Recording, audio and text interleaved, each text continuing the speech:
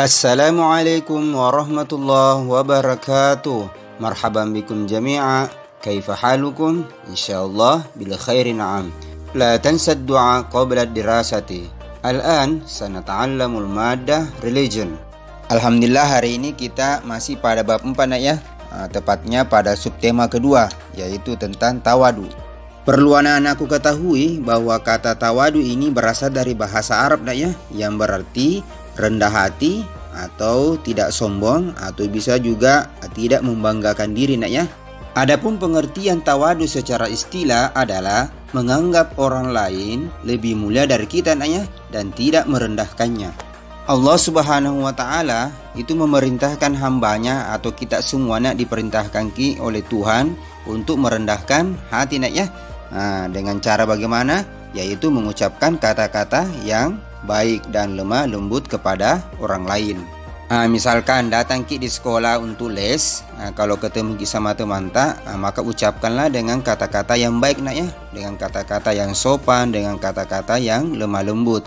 Jadi jangan sama sekali mengucapkan dengan teman itu kata-kata yang tidak baik, yang membuat perasaannya teman itu menjadi tidak enak ya. Misalkan kita mengucapkan kepada teman kamu itu bukan orang pintar, saya ini orang pintar. Tidak boleh seperti itu ya. Karena orang yang tawadu itu pasti selalu bersikap tenang, bersikap sederhana, dan sungguh-sungguh menjauhi yang namanya perbuatan sombong.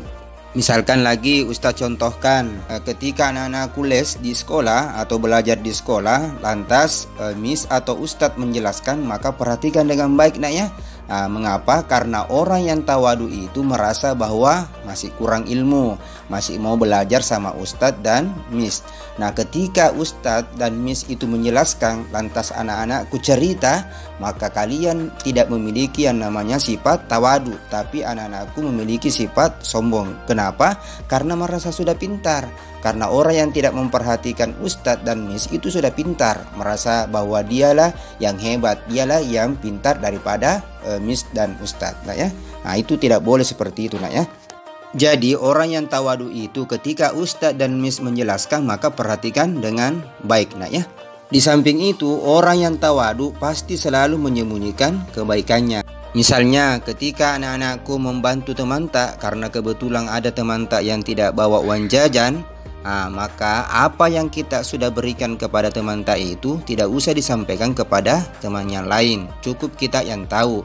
Karena kalau kita sampaikan kepada teman maka itu bukan sikap tawadu, tapi sikap sombong. Jadi orang yang tawadu itu selalu menyembunyikan kebaikannya. Itulah tadi pengertian dan beberapa contoh yang bisa kalian pahami dengan baik ya. Dan masih banyak lagi contoh-contoh yang bisa kalian amalkan dalam kehidupan sehari-hari. Apakah itu dalam keluarga apakah itu dalam masyarakat, terlebih di sekolah yang Ustadz tadi jelaskan ya. Itulah tadi materi yang Ustadz jelaskan secara singkat. Mudah-mudahan anak-anakku semua dapat memahaminya dengan baik. Amin.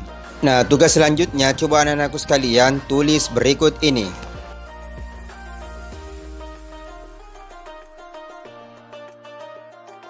ربما هذا درسنا اليوم. شكرا على اهتمامكم. إلى اللقاء في أسبوع القادم إن شاء الله. لا تنسى نصيحة الأستاذ، لا تتركوا الصلوات الخمس. والله الموفق إلى أقوم الطريق. السلام عليكم ورحمة الله وبركاته.